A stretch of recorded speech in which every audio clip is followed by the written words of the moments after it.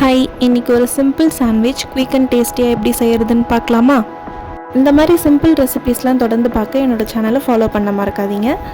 புதினா சட்னி ரெடி பண்ணுறதுக்கு ஒரு மிக்சர் ஜாரில் ஒரு கைப்பிடி அளவு புதினா, ஒரு ஆஃப் லெமன், ஒரு பச்சை மிளகா, அப்புறம் கொஞ்சமாக தயிர் ஆட் பண்ணிவிட்டு அதை அரைச்சி தனியாக எடுத்து வச்சுக்கலாம். நெக்ஸ்ட்டு ஸ்டஃபிங் பார்த்திங்கன்னா, நான் ஒரு ஃபுல் ஆனியனை நல்லா சாப் பண்ணிவிட்டு அதுக்கப்புறம் ஒரு ஆஃப் கேப்சிகம்மை நல்லா சாப் பண்ணி வச்சுருக்கேன். அது கூடவே நான் ஒரு 200 கிராம்ஸ் பன்னீர் எடுத்து அது ஃபுல்லாகவே இது மாதிரி க்யூபாக கட் பண்ணி வச்சுருக்கேன்.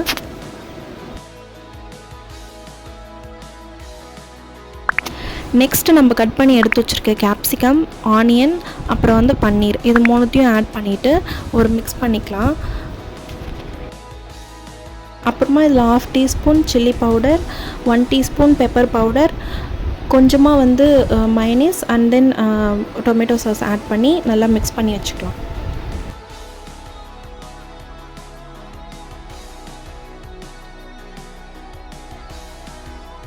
இப்போ 2 பிரெட் ஸ்லைஸ் எடுத்து நம்ம ஏற்கனவே அரைச்சி வச்சிருந்த புதினா சட்னியை நல்லா ஸ்ப்ரெட் பண்ணிவிட்டு அதர் சைடில் நம்ம ரெடி பண்ணி எடுத்து வச்ச ஸ்டஃபிங்கை நல்லா ஃபில் பண்ணிக்கலாம். லாஸ்ட்டாக அந்த ஸ்டஃபிங் மேலே ஒரு சீஸ் ஸ்லைஸை ப்ளேஸ் பண்ணிவிட்டு 2 சைடும் பட்டர் அப்ளை பண்ணி எடுத்து வச்சுக்கலாம்.